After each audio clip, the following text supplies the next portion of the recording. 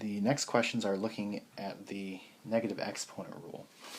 So the negative exponent rule is if it's negative on the numerator, you want to move it to the denominator and make it positive.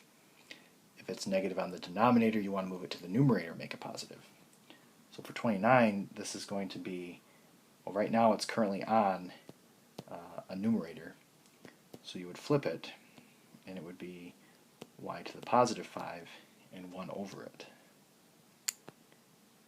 For 30, it's similar. It's like this is over 1. So it would get moved to the denominator, and it would become a positive exponent. Now, because it's a regular number, they actually want you to figure out what that is. And 5 cubed is 125.